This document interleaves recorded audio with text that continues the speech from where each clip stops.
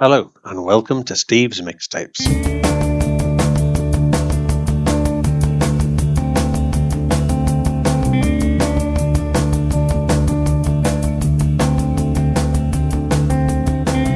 My guest mixer this week is a multi-instrumentalist, singer-songwriter with Cat Casual and The Final Word. He has also collaborated with Bonnie Prince Billy, Steve Wynn of Dream Syndicate, Steve Shelley of Sonic Youth as well. And once again, he's yet another guest that Steve Shelley put me in touch with. Now, as well as that, perhaps even more interestingly, he is the historian and tour guide for the infamous Chelsea Hotel, or Hotel Chelsea, I think it's sometimes called. Famous guests of which include, and this is just a selection, Arthur C. Clarke, William S. Burroughs, Dylan Thomas, Allen Ginsberg, Leonard Cohen, Madonna, Patti Smith, Jim Morrison, and of course, Sid Vicious. Just to name a very small proportion. And you can hear him talk about the hotel's history in a documentary that's called Ghost of the Chelsea Hotel and Other Rock and Roll Stories. So welcome to Steve's Mixtapes, William Benton. Hello. Hi, William. It's good to have you on. Well, thanks for having me. First of all, I'm most intrigued about your job at the Chelsea Hotel. So how did you come by that job, and what is it exactly that you do? Well, I came to it because when we reopened, the Chelsea was closed for over 10 years. And it went through 3 ownership changes. And where it landed with these guys, they own a couple of other historic properties.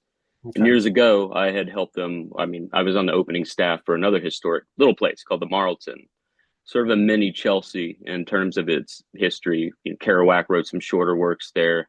Okay. Neil Cassidy lived there. The first time I went there, I was 18, actually, just to see it before GPS or anything, just addresses of interest. Right. Yeah. And that's just the first place I ended up. And it was kind of a dump.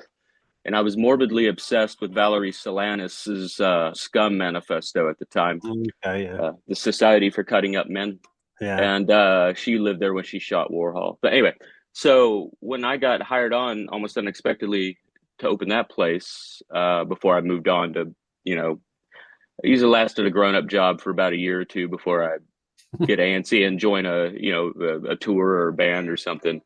They just remembered 10 years down the line when they assumed control of the Chelsea that I was well read on it.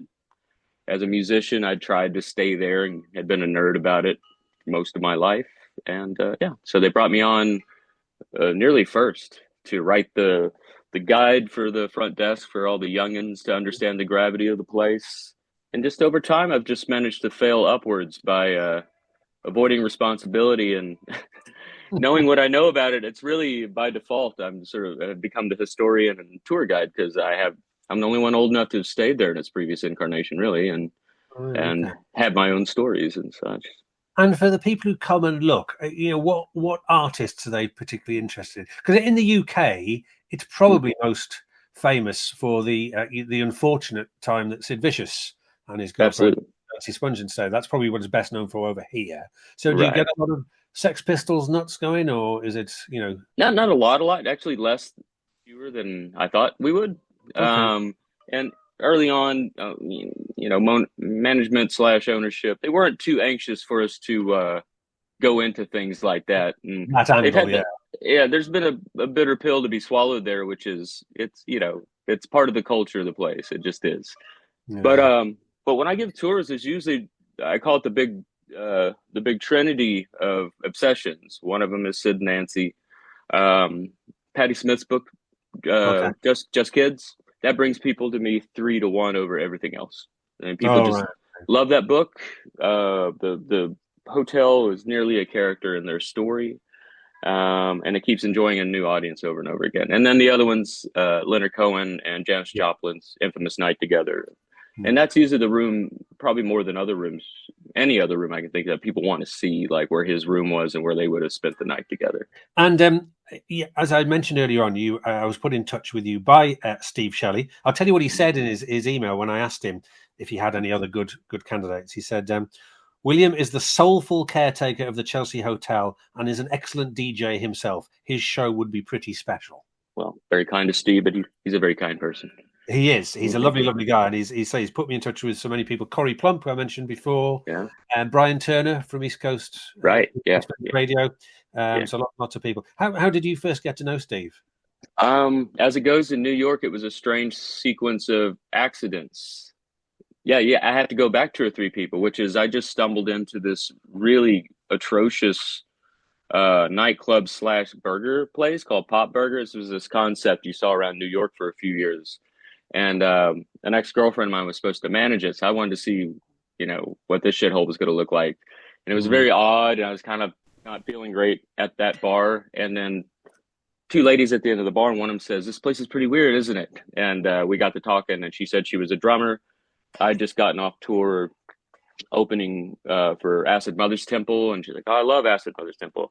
And then she sheepishly gets around to mentioning that she plays drums with her husband Steve Wynn, and Oh. and then my maybe snobbish brain is like, probably not that Steve Wynn. And then she mentions it Dream Syndicate reunions and stuff, and like, "Oh, it is that Steve Wynn." We just hit it off and became friends. Her name's Linda Pittman, great drummer in her own right for the Baseball Project and Steve Wynn, the Miracle 3 and such. And then, yeah, just one day she was like, "Hey, why don't you come out and jam with us? We're going to get together at the Sonic Youth Studio." It's supposed to be Nels Klein, Steve, and Linda playing like dual drums. And yeah, so I just showed up out there. Nels couldn't make it because he had Yoko Ono practice, which is a pretty good excuse. And so Steve Wynn showed up, and that became friendship with them. Played with Steve back then, and we just kind of just stayed on each other's radars. And then then he came to the Chelsea actually for a tour last year, and it was kind of like a major sort of catch up. And that's when he said, "Would you ever want to play music sometime?" And it's like, "Actually, I have a problematic drummer right now. I wouldn't mind excusing. So yes, please." And then he's, of course, a dream to play with, and he's become one of my best friends. And we're nerds, it's documentaries and records and books, and it's rather convenient to have one of your lifelong favorite drummers playing drums in your band when you realize he's doing all the perfect things, probably because you learned those perfect things from listening to those records all those years and stuff. Yeah. So he's so tasteful and so much character in that drumming, and yeah. He's fantastic. Okay, so let's get on to your mix itself. So what was your process for putting it together? Because, some people just sort of do it off the top of the head. Some people agonize over it for days. What was your process? I forebode myself from agonizing over it because I definitely have the capacity for that. So I did it very quickly. And then I have done my best not to think about it since. So as we go along, I will be like, "Oh, right. That one," or something. So, well, let's see where you went to hit the ground running. And so you've gone for Devo, and you've gone for a track that I think was on the New Traditionalist album, but you particularly wanted this version, didn't you? So this version was on a B-side. It's the Dance Velocity version. So why particularly this to start off the mix? But that Dance Velocity mix. When I would used to DJ this sort of I called it eccentric dance music night. And it was just one I always really enjoyed. It has such a peculiar sound, just that New Traditionalist record, because they used, it was their first time using some, at the time, new digital recording, format / process. So it has this really like cold, almost antiseptic sound. And something about that juxtaposed with, like, energetic electronic music, I think is really cool, and at the same time not ideal either. So it's such a nothing sounds like that record, for better or worse.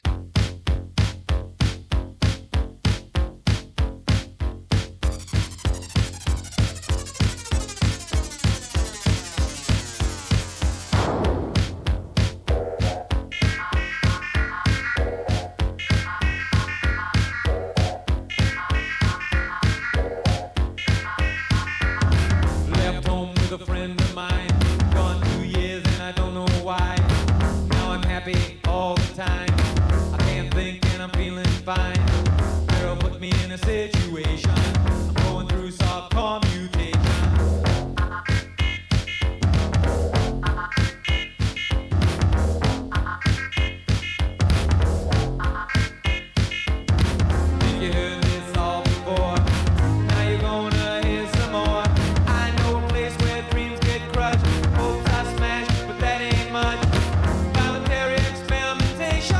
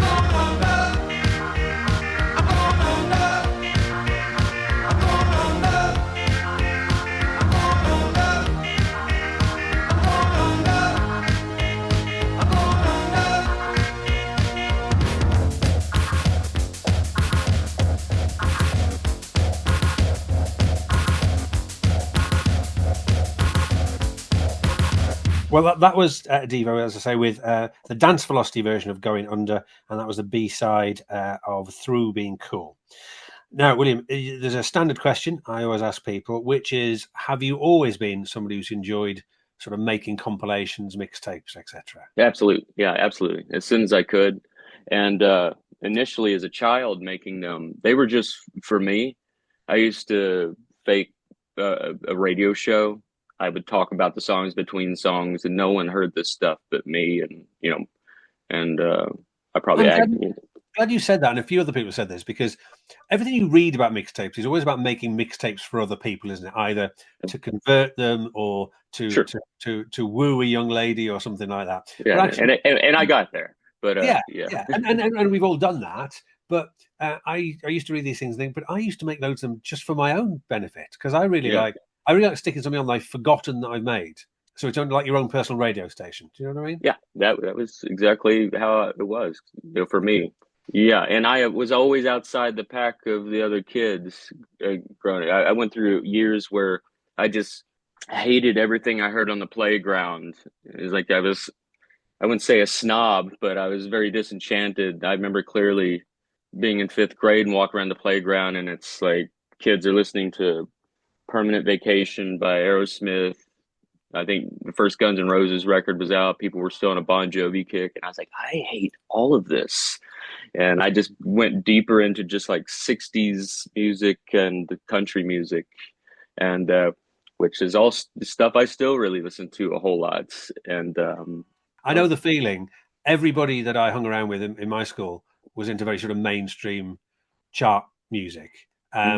And it used to be sort of a standing joke. They used to ask me, what have you been listening to this week? Just so I'd say the name of an unusual sounding artist. I'd say, what do you listen to this week? Well, I'm listening to a John Peel session by Red Lorry, Yellow Lorry. And they'd laugh uproariously at these stupid name bands that I like. It wasn't until I went to university and I suddenly realized I met other people who knew who REM were. That was quite exciting. Yeah. So, yeah. Well, definitely in Oklahoma. It wasn't until I was in high school that I started to get friends who were, and we were turning each other on to things. And really it was with the Nirvana explosion where suddenly you didn't have to hunt so hard for these stuff. I remember going into just a pretty typical pedestrian record store, maybe even a mall one. And then all of a sudden there's all this SST stuff and Discord stuff and just seeing how much the terrain sort of changed, at that time. But which is not to say when I was younger, I didn't listen to a lot of really awful pop music of the day too. So I was really all over the place. But and for your something old choice, so we're going back a bit, going back to 1967, and this is the Monkees. Now, listeners who were tuning in 3 or 4 weeks ago would have heard Terry DeCastro, ex of The Wedding Present, a resident of Los Angeles. I don't know if you've come across Terry at all. She was in a band called Goya Dress. So anyway, she chose a Monkey song. She chose something from Headquarters. You've gone for something from the album after that, I think. So yeah, Headquarters was the first one where they played everything properly themselves, isn't it? And Headquarters was, and they played all the instruments except for producer Chip Douglas, formerly of the Turtles, played bass on a lot of that stuff, and was really kind of for the next couple records heavily involved actually with the Monkees. So this the one you've gone for is from the next album, which is Pisces, Aquarius, Capricorn, and Jones Limited from '67. And the song you've chosen is Daily Nightly, which I didn't realize. Some people have argued that this was actually the very first rock recording to have a Moog synthesizer on it. I've heard that as well. I think the reliable factoid on that, though, is there's a promotional video for it on an episode of the Monkees in which Mickey is playing one. And it was said to be the first time one was on TV. Right. He got like the second one or something like that.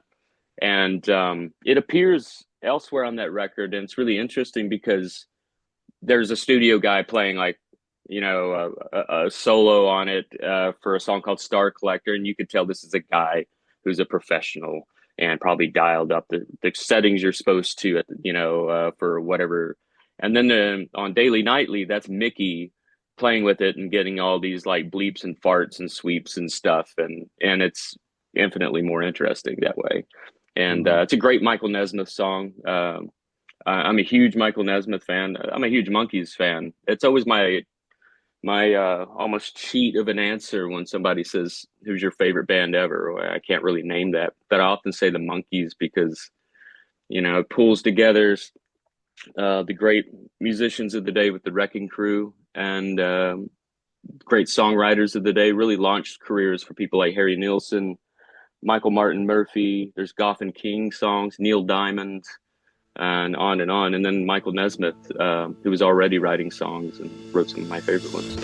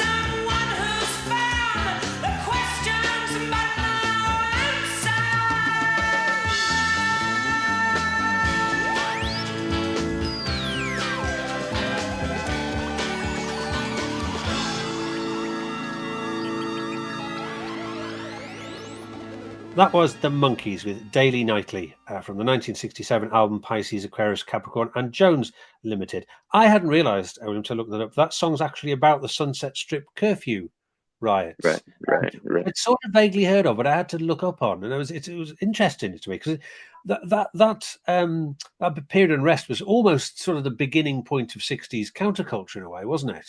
It seems as such, and then you can kind of hear lyrically in that song by Nesmith, it being from a good Texan or whatever is showing up there. And it is sort of a mixed bag of eyeing it critically and, not terribly cynically. But maybe you can kind of detect that this is like, the cusp of some sort of cultural change and a lot of songs of that era, and especially in that, and geographically that area and stuff. So fast forwarding to the present for your something new choice, I have another standard question, William, which is in this age of the ridiculous number of songs and tracks that are released every day online, how do you try to keep up with what's contemporary? Younger people. I'm fortunate to work with, plenty of them at the hotel, younger musicians, and I've only really in the past couple of years or maybe even year tried to engage more with music press, trying to find people that are, reliable and such. And then just trying to go see shows too. Cause, as I approach 50, it's been like, oh, I'm doing that less, just as almost like an organic sort of change. And, I live in New York and, there's so much at my disposal and, Steve is actually an excellent motivator in that way, who's lived here a lot longer and been around a lot longer and just seen such a mind going, he's really good about, like, hey, this documentary screening, this, band's playing, these friends are playing and stuff, and you never regret it. And then, yeah, I've tried to, I'm not, I don't think it's combating middle age. It's just, I like to be excited and motivated by, new music, and to see things, maybe in New York, everything's being pushed out, like it is in a lot of cities, to more remote regions. So you go out to Queens and Bushwick and Bed-Stuy, and that's where you see, these kids like growing something and everything. So yeah, it's still, I guess, as much word of mouth as anything. And then, so you didn't find it too much of a challenge, because a few mixers, who shall remain nameless, found it really, really quite hard to find something they wanted to choose in the last 12 months. So you didn't find it too difficult? I didn't, but at the same time, I wondered if mine was going to be a bit of because I've been a fan of Tropical Fuckstorm for, since they came along. And, I was like, well, shouldn't I pick something like newer? But that record came out, and especially this song, I remember I was at an airport, I bought the MP3s of it to listen to on a trip.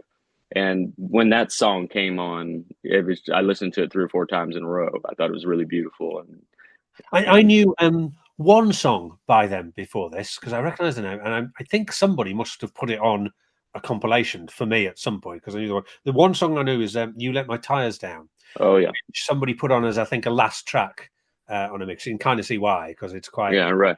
Sure. Intense and a bit of a build as well. I'm actually listening to this album, which I've only listened to a couple of times, but I will listen to some more. Doing the show has given me this ever expanding list of things I must listen to, because from every person I interview, I pick up like at least 3 or 4 things that I've got to catch up on. So it gets longer and longer. And this is a band that I want to look at more. But they do have sort of a quiet intensity about them, don't they? Yeah, and they can certainly. I just saw them a few weeks ago here. They did 3 nights in a rather small place. It was fantastic. And yeah, it's never boring. As far as, they could be very intense and loud, and there's that very Australian sort of like crooked smile to a lot of it too, and that sort of humor. I think Gareth Lilliard has just become one of the great songwriters of the era. He has a solo acoustic album from about 10 years ago that's beautiful. He's also in another project called Springtime that I think is just achingly fantastic. Just guitar, piano, and drums by Jim White. Okay. As a friend and admirer of Bonnie Prince Billy, he does a great cover of West Palm Beach, but his songs are great too. So the guy's an overachiever, to say the least. And that band that's sort of a super group of Aussies.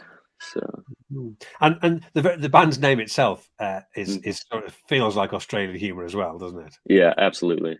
Well, what I've learned over the years, and meeting strangers and heroes alike from Australia, that we being from Oklahoma, we share a very similar crude humor that can appall New Yorkers, and that's thrilling. And but yeah, I get Australians, and yeah, they're fun. Okay, well, let's hear the song now. This is "Stepping on a Rake."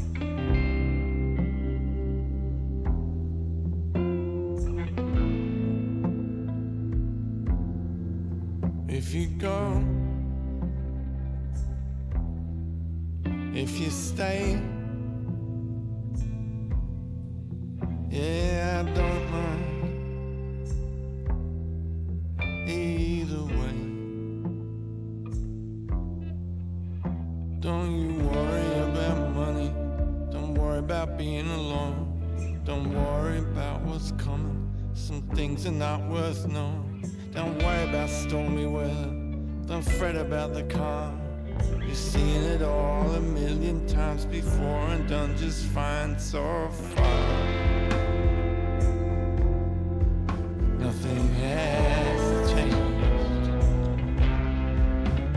I'm still your island when you're washed away.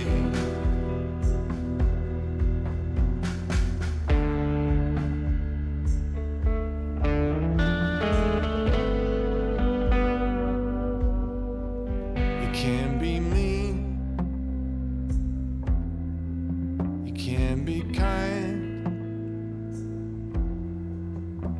see it's okay, 'cause I don't really mind. But if you're standing at the mirror, if you're singing in the shower, you're out there treading water up at some unholy hour. Are you taking it in your stride? You're stepping on a rake, remembering what happened. No, you can't recall a day that you got robbed, but you remember the next day. When we first met, I loved you straight away.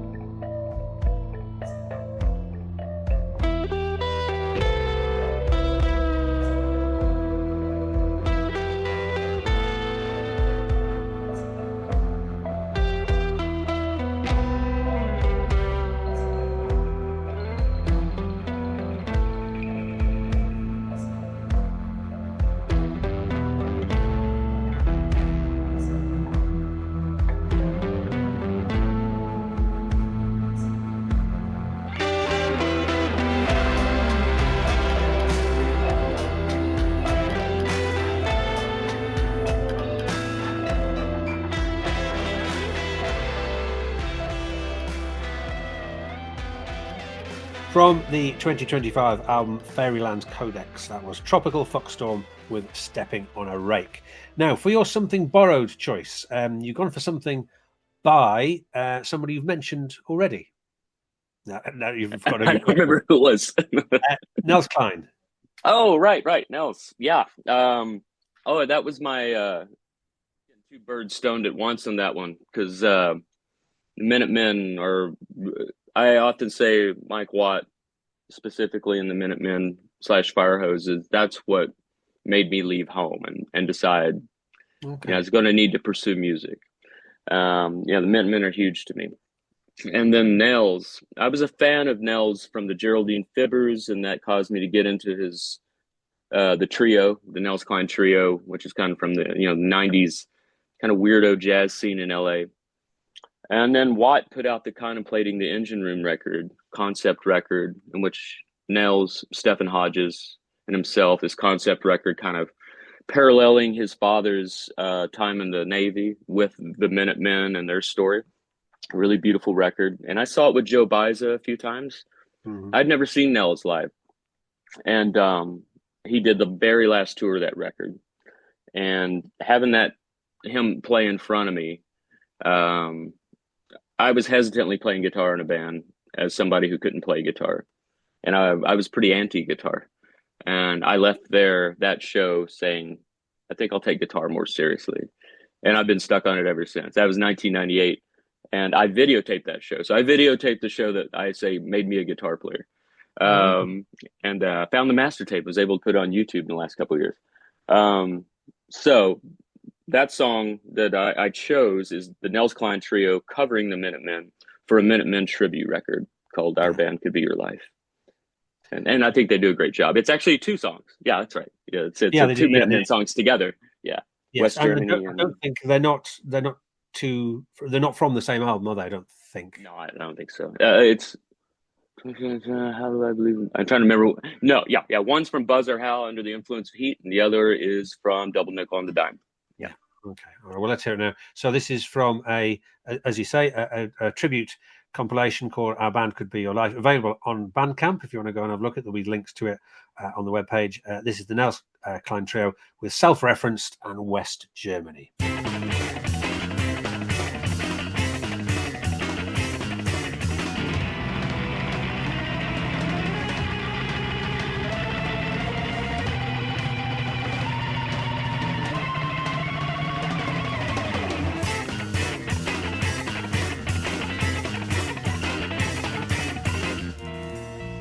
burned out wreck, spot on the beach, symbol of my life. I believe it was, when my heart lies to me, I'm full of sin.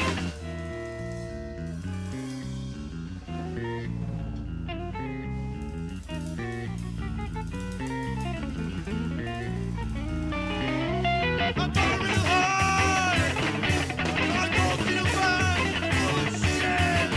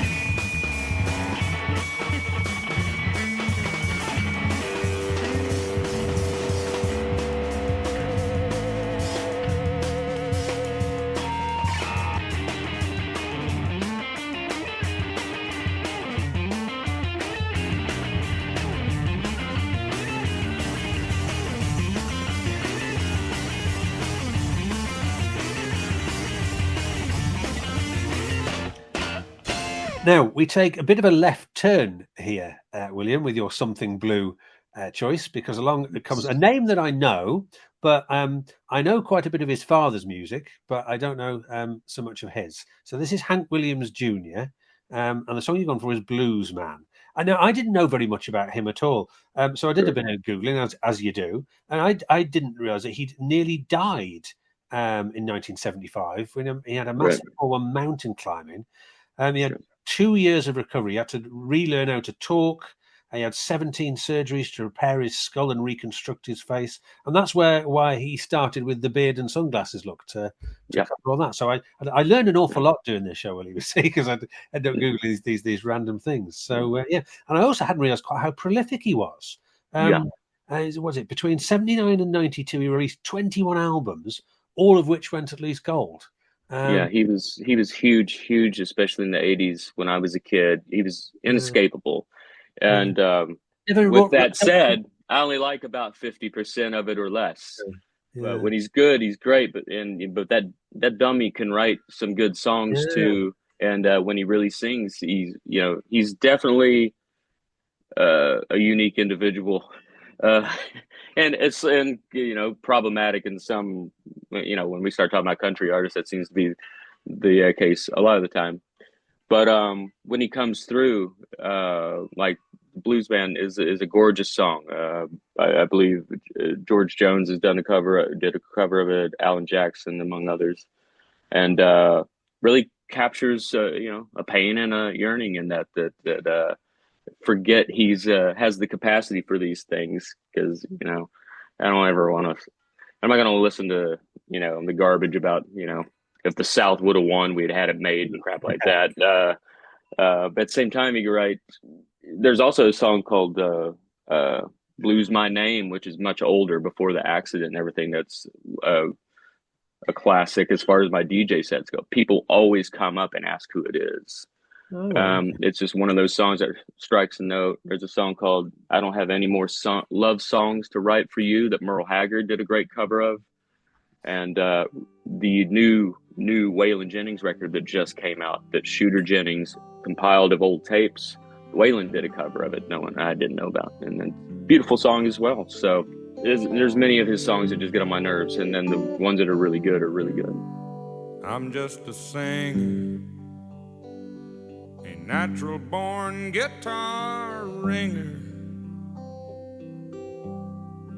kind of a clinger to sad old songs. I'm not a walk behind, I'm a new note finder, but my name's a reminder of a blues man that's already gone. So I started drinking, took things that messed up my thinking. I was sure sinking when you came along. I was alone in the hot lights,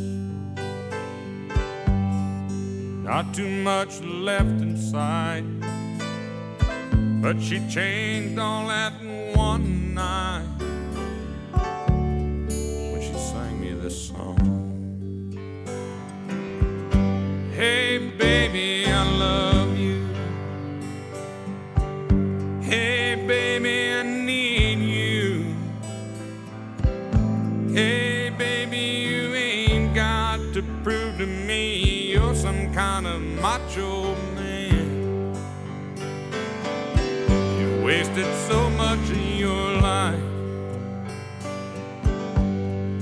running through the dark nights. Let me shine some love light down on the blues man.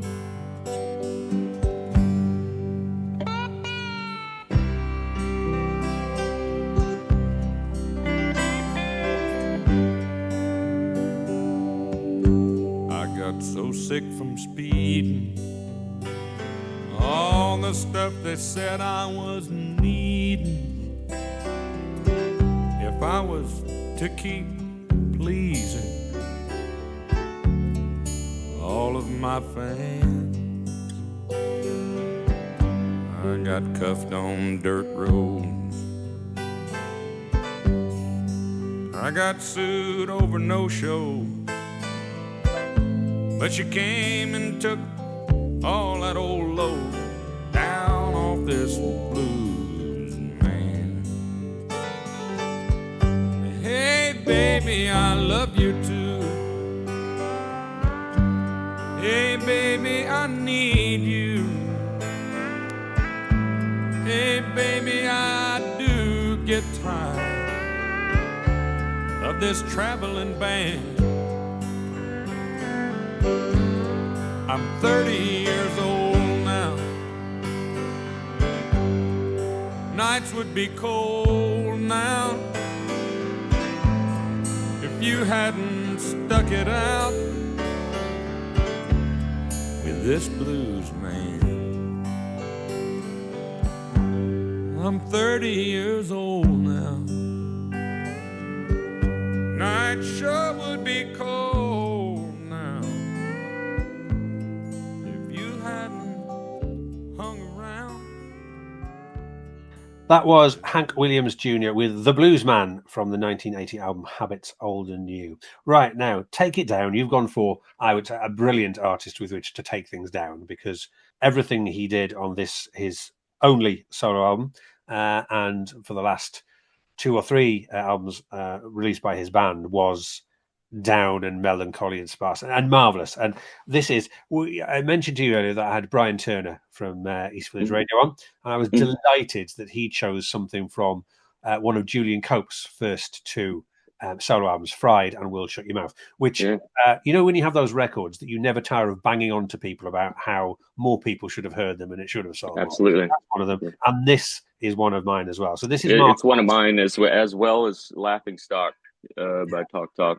Just gorgeous, immaculate. I mean, I like them all from the beginning, but there was a trajectory there, and he's a guy that outgrew the pop framework and maybe even his audience, you know, with where it went. And I mean, I just thought he got better and better, or more interesting, if anything. But I love those records so much, and he's one of my very, very favorites.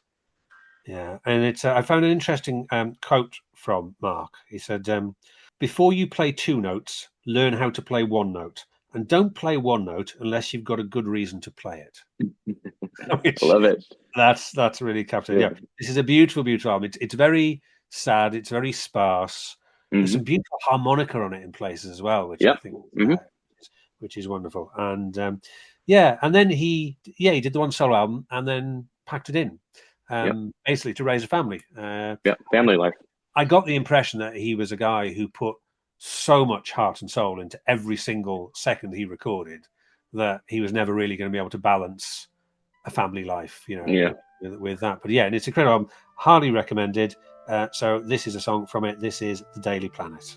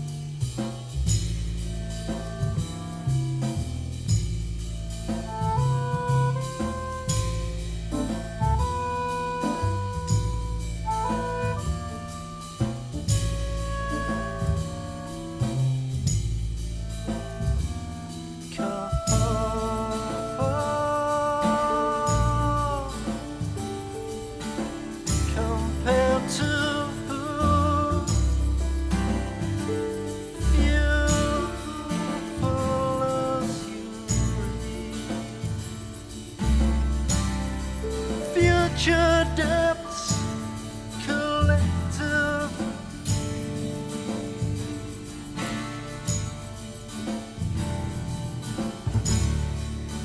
Who's first? Shall I run on more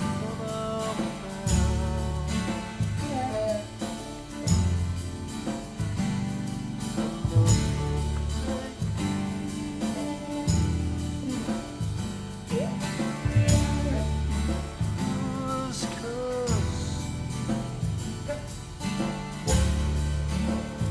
Shall I run on more without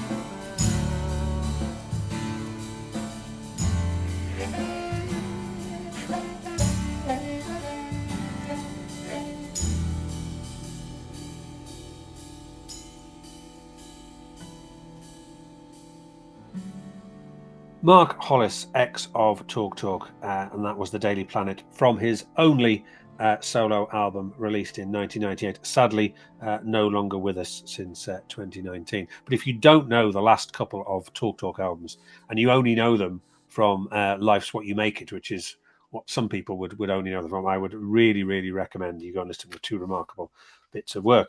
Right, okay, on to Around the World, William. So we've been to lots of different places all around the continent of the world. We're in Spain for your choice. But before I get to your actual choice, are you somebody that listens to a lot of stuff that is sort of not American, UK, a bit broader than that?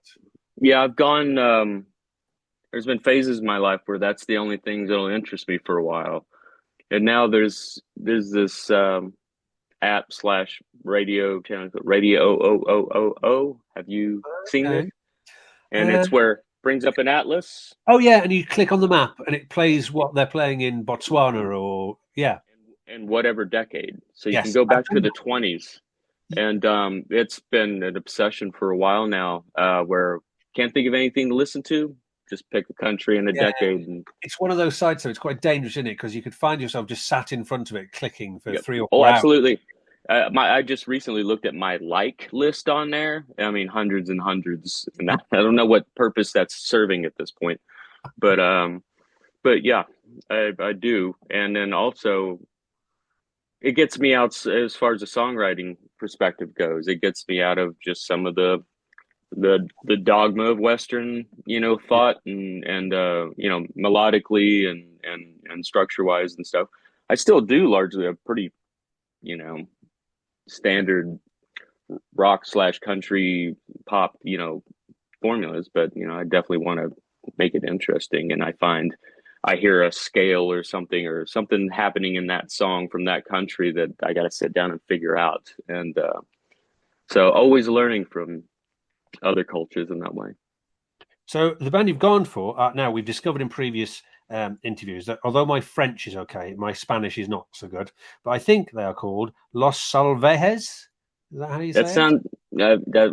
That's near what I've said when I've talked to people about them. So I barely have a grasp on English. So well, they are the Savages. Is how it translates in English. And you won't recognize the song from the Spanish name, which is La Neurasthenia.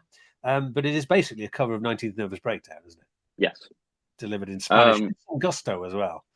There's a compilation called Los Nuggets, and there's 2 volumes of it. And it is, Spanish and Mexican, mainly, if not exclusively, of covers of 60s songs. So like, Wooly Bully and I don't know, The Letter and this is band's version of Paint It Black, what used to be one of my, go-tos when I would DJ, and then it popped up in some popular TV show. People started recognizing it.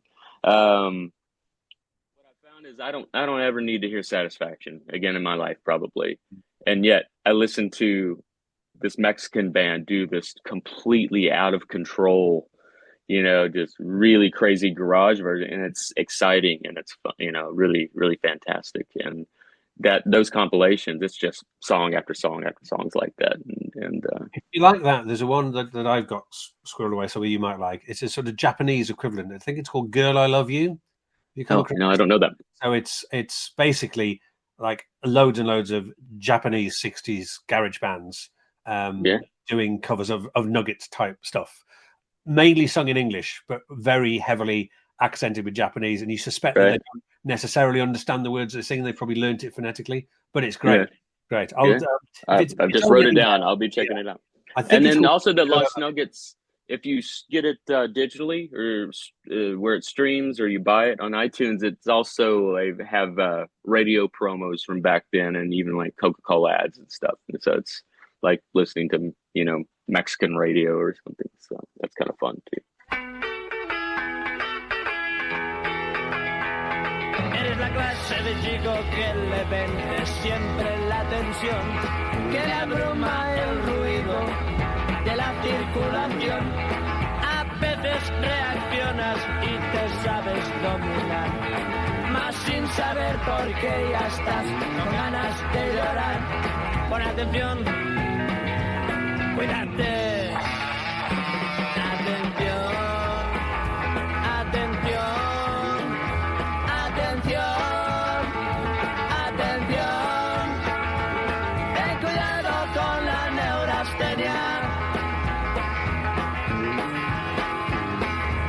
Cuando eras niño con gran cariño se te malcrió, nada te negaban y mimaban, mas nada te bastó.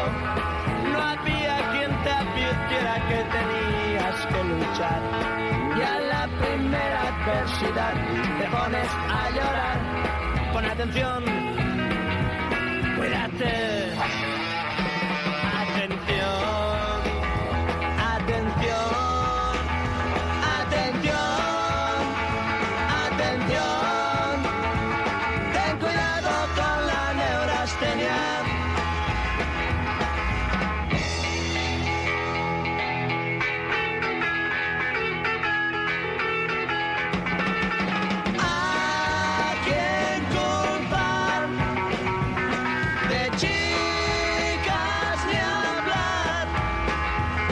Persistes en el complejo de que lo que tú quieres no puedes conseguir.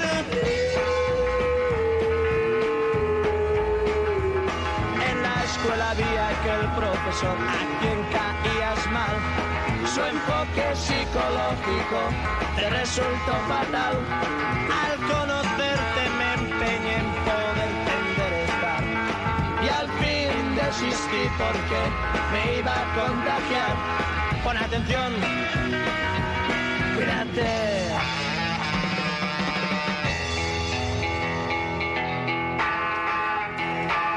Atención, ten cuidado con la neurastenia. Ten cuidado con la neurastenia. Ten cuidado con la neurastenia. We are on to the left of centre choice of my guest on Steve's Mixtapes this week, William Benton. This is an artist I was not familiar with, so I looked them up. I discovered they're from Louisville in Kentucky, and I was drawn to a link in the Leo Weekly, which is the Louisville Eccentric Observer is the name of that publication. And it said, the band, they're called Ultra Pulverize. It says the band began as a byproduct of a video project in 2004, then became a social experiment of sorts in the form of live shows. And then over the last 10 years, it has evolved into a polished electronic machine that continues to deliver entertainment to brains. So it's quite an intriguing little summary. Does that sound about right to you? Yes. Yeah. Ultra Pulverize was, I was living in Louisville in a band that was problematic in the sense that they couldn't really be categorized. And so a small scene formed of bands that, didn't fit in anywhere else. So it was a pretty eclectic crew. And one time we were playing a show and we heard this opening band was called Ultra Pulverize. And I asked, what are they like? And someone said, well, it's just like a drum machine and synthesizer. And they have this sort of like bodybuilder rapping. And I was like, oh, God. And sat back in sort of the green room area and just kind of waiting for this band stuff. and I heard some blips and boops and like drum machine, and then they started their set and they opened with the Unsolved Mysteries theme. And my brother was also in this band. We kind of look at each other and like, we're gonna check this out. And never seen anything like it.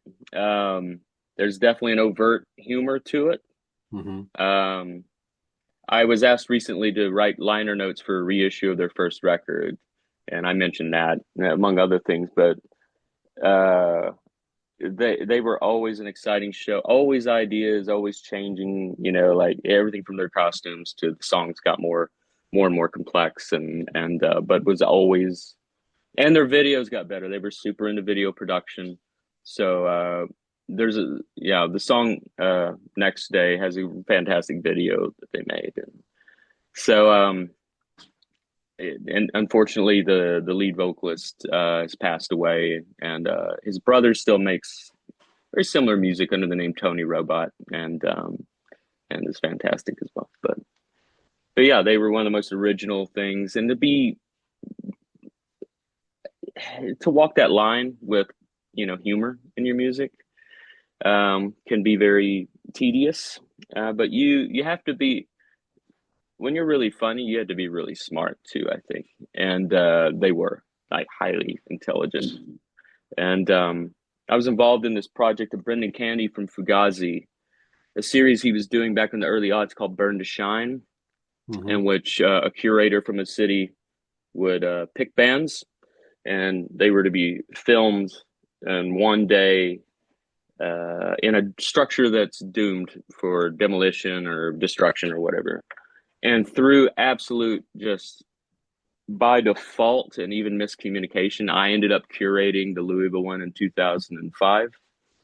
And Ultra Pulverize was one of the bands I picked. And there was discussion over, they're like, is it a comedy band? And I said, I don't think that's fair. And they had already axed a comedy act from one in Portland or something like that. So I sent them music, and I think they hesitantly allowed it. This is Bob Weston from Shellac, and Volcano Sons was the engineer. Of course, Brendan, a lot of the DC crew involved in that. And they just fell in love with them. And the very next week, I had a phone call with them, and they were listening to Ultra Pulverize in the office in DC. So, I felt like I'd won that battle, but fantastic band, very much missed.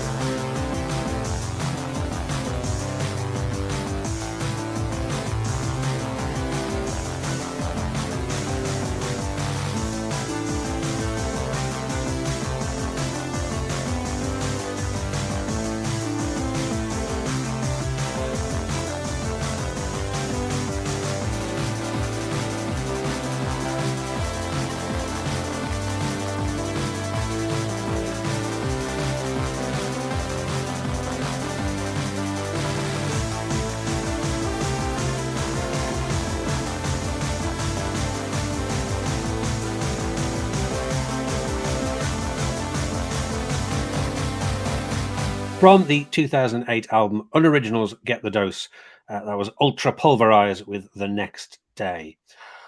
Right then, William, your wildcard choice. Now, it's always interesting for me, the wildcard choice, when somebody has completely free reign to choose whatever they like. You went for a band that I did not know at all, but I've listened to this album 2 or 3 times and will listen to it a lot more. I really, really like this. But I didn't know much of the backstory. So this is a guy called Robert Dickerson, who was better known as Benjamin. So if for listeners who haven't heard of Benjamin, do you want to tell us a little bit about him? Absolutely. Benjamin Smoke. There's a really, really interesting era and community of musicians from Atlanta, and specifically an area called Cabbagetown. Yeah, I'd not heard of Cabbagetown until I looked him up. Yeah. It was, it's been gentrified since and very different. But and there was it was a little incestuous with the Athens scene. So people like, Vic Chestnut and Cat Power is kind of often lumped into that as well. But Benjamin was a true original. This really gravelly voice, just a real character. Again, there's humor in that stuff, and there's a darkness. It's very Oklahoma. I often think of Lee Hazelwood as almost your quintessential Oklahoma personality. That it's almost a binary choice between like corny and dark. It's like, and I feel like Benjamin Smoke there was a bit of that, but rarely corny. But there's a film going back to the DC guys, Jem Cohen, who was he grew up with the Fugazi guys and he's a great filmmaker. Made a documentary. He was introduced to Benjamin by Michael Stipe, and he just followed him for about 10 years. And it's pulls together all the sources. It's video camera, high 8 to 35 millimeter to Super 8 and 16 and everything, which is Jem does a lot. It's my favorite music documentary of all time. And I'm twice blessed because I really love those Smoke records a lot as well. And Benjamin, he was an AIDS casualty. He passed in 2000, I believe, 99, 2000, around there maybe. 99, yeah. And but that documentary, what it accomplishes is it's one of because of its sort of composite elements that make this whole. It never gets old. I see new things all the time. I've watched it a ton, and these records, they break your heart. They make you laugh, make you squirm, all the good stuff.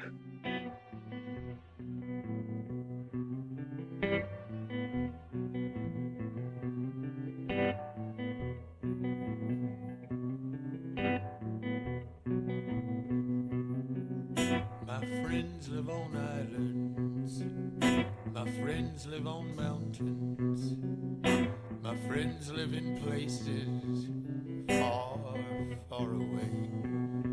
So I cross over bridges and I climb over ridges. I count the dead things on the highway until I see them again.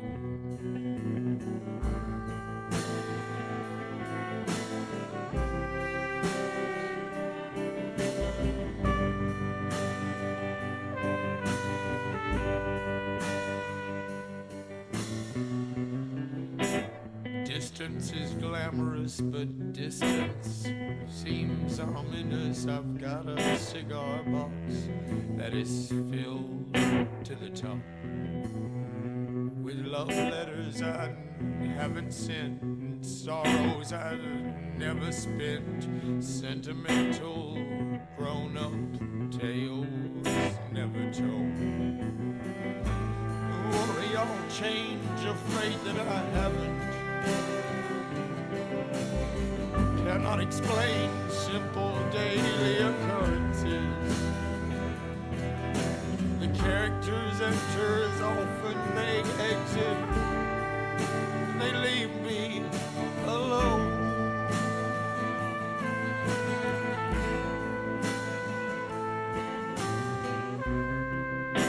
The boys I thought beautiful are all dead now, all in law school. I've lost all their numbers, and I just don't remember.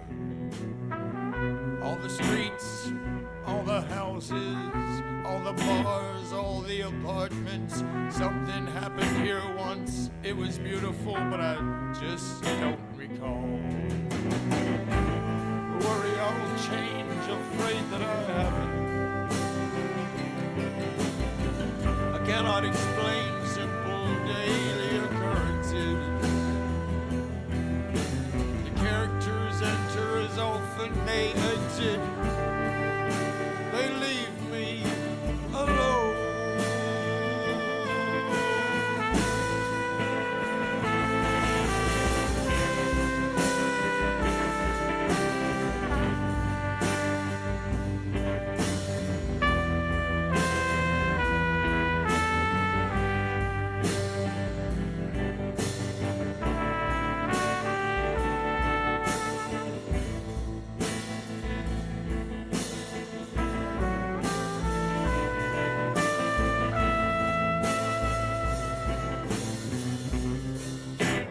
Picture myself out walking down on 7th Street. My hair was long then, and in my face in winter coat clutched around me. And it's there that I see myself stuck in the life of a young man. Oh God, I thought that I had killed him long ago. Worry I'll change, afraid that I haven't. Cannot explain simple daily occurrences. Oh, the characters enter as often they exit. They leave me alone. It's cold as hell. It's cold as hell.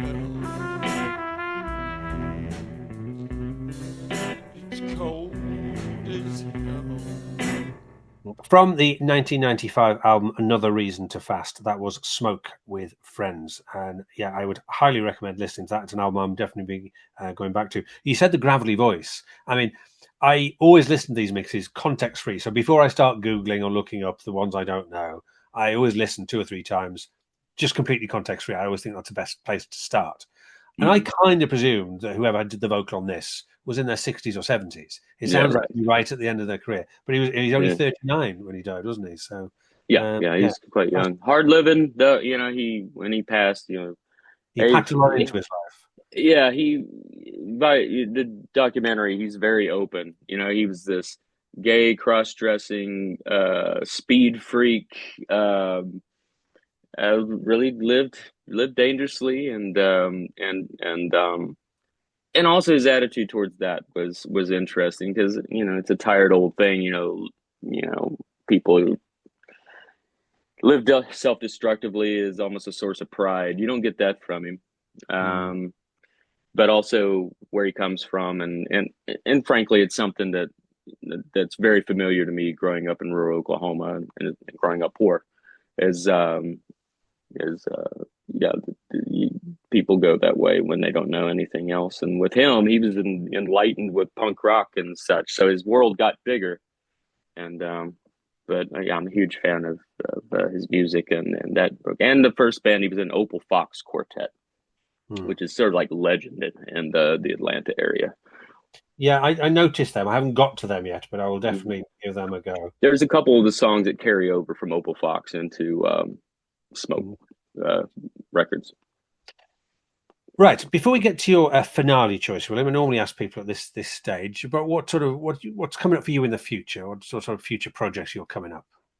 Well, I've got some recorded last week, so we have at least an EP, possibly an LP on the way. We're gonna try to have a sort of 2 songs from that on a 7-inch as soon as we can, and crop of songs. Steve Shelley playing drums, Rob Morrison playing pedal steel, Greg Eckelford playing bass, and then myself. I write the songs, sing and play guitar. Really exciting project coming up in a few weeks, where I will be filming ensembles at the Chelsea Hotel, and what I hope will be a series called City Sessions, and sort of like a Valentine to New York music. So we're going to try to get 2 songs in the can that day. And that's going to be Venus and Furs with Rhett Miller from the old 97s, Esther Balint from, she's a fantastic musician and people tend to recognize her from Jim Jarmusch movies and such. Shilpa Ray, local New York, fantastic artist, singer. And then my band acting is sort of a house band. So Steve, Greg, and Rob and myself. And then also the other song is going to be Dream Baby Dream by Suicide. Right. And a couple more guests there, and then another session with Bonnie Prince Billy. And hopefully it goes well enough and the hotel is pleased with the product that, we could do more. But if not, everyone's so excited to do it that maybe we'll just move it around to different historic locations in New York. But it's nice for some music to be coming back to the Chelsea, for sure. Okay. But filmed audio engineer, want it to look and sound good. So. And this is going to seem like a very random question. I'll explain why I'm asking it to you. We're speaking on the 1st of November, but your episode is going to go out on the, if things go to plan, on the 20th of December. So you'll be my last show before Christmas. So first of all, I'll say Merry Christmas to everybody listening. What does Christmas involve for you? Oh, I'm a complete outlier because there's not really anything much in the way of family. I just have a younger brother who followed me to Louisville. He's still there. And we're not real bubbly holiday people. So I usually only see him when I play down there or DJ down there. I DJ classic country vinyl a lot here in the city. And then I did a lot in Louisville when I lived there years ago, which is a funny thing to see happen because it really was this sort of niche thing and almost like a listening room situation. Now it's packed rooms. It's really having a moment. So yeah, I'll see my brother then. So no, I don't have Christmas plans. I'm usually that dope that, I'll work that day and at the hotel and try to cash in my, that on a time when I need off for a show or something. So. Okay, fair enough. Right, so on to your finale choice. Now, this is now the artist that has been chosen the second most. Wow. His mixtape. So quite runaway leaders are the Fall, who've cropped up more than anybody else. But Sparks are making their 6th appearance. Wow. You are going to be show. Let me just say, you're going to be show 49. So they've wrapped up 6 appearances. When you consider the breadth of the categories that you have, the fact that they're making their 6th appearance is not bad after 49 shows. So it's a statement. What's your take? Because other people have talked about what it is about them, but that's sort of the magic of that band. There's a lot to talk about, and there's a lot of takes on them. And I first heard them, it was Amateur Hour, and I remember it clear as day hearing that song, decades ago, and really tuning in to listen to what this song was about. And I loved it because this really upsets a lot of people. I'm not a big Led Zeppelin fan. I'm not a big, that era of rock music where it's, all, bravado and machoism, even if it's kind of ridiculous, the people who are pretending to be macho.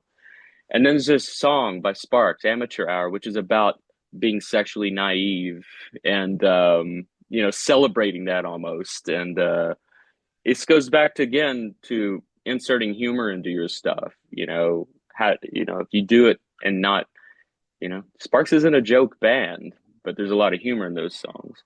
And then their evolution or, the changes they've gone through, so many records, so many style changes, obviously the shift on number 1 song in Heaven, which is, there's 3 or 4 of my favorite songs they've ever done on that record. So in the States, at least the low rung in the music world that I occupy, there wasn't too many people I could talk to about Sparks. And the only time I saw them, or the first time I ever saw them, was in Chicago at a venue that I had played, so modest in size. And then fast forward to, I went to the Hollywood Bowl to see sort of their homecoming gig about 2 years ago, and it was sold out, and just a really powerful, emotional show. And I was a lot of older people around me that I started talking to, assuming they were lifelong fans. Every single one of them, nope, never heard of them. Saw that documentary and fell in love with them. You know, they're digging into those records and everything. So watching that documentary go from, like I said, small hall in Chicago to selling out the Hollywood Bowl, it's been an amazing ride. And Edgar Wright said it may be in the documentary, I don't remember, but it wasn't just that he didn't feel like their story had been told. It was also that he felt like they were putting out some of the best music of their career. And I agree with that. Gee, that was fun, being with you all this time, being with you all this time. Gee, that was fun.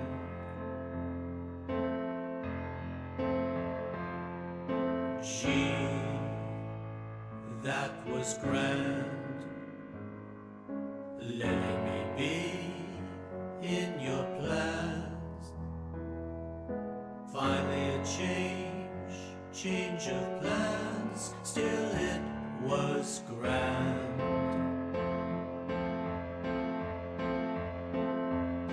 Wish I had more than photographs, wish I recorded all your laughs, wish I had killed your Christmas cards, wish I could change and wash my cars, wish I could name that bright star, wish I had darker, crueler bars.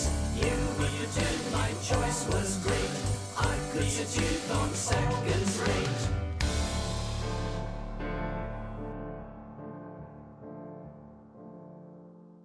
Gee, that was great, even when you showed up late. Every time worth the wait. Gee, that was great.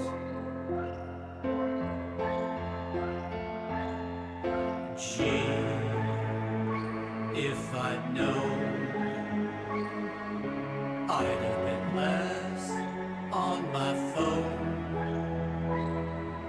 I'd have been more in the zone if I had known.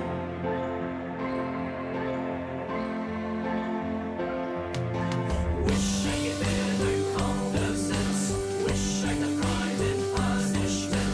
Should have spent less time watching sports, should have cleaned my quick thoughts.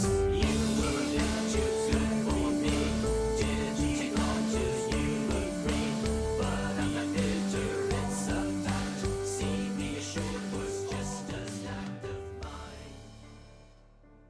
Sparks with Gee, That Was Fun from the 2023 album The Girl Is Crying in Her Latte. That was the finale choice of my guest on Steve's Mixtapes this week, William Benton. Well, I have to say, I think Steve Shelley, as ever, was right. I think it was a pretty special show, really nice eclectic mix. You've given me certainly at least a couple of artists to look into more. You chose one of my bugbear that it's so overlooked albums as well, which I'm very pleased to see in the Mark Hollis one. So no, it's been great. So it just remains for me to thank you for coming on. I hope you've enjoyed doing it. Absolutely. Thanks for having me. I really like it.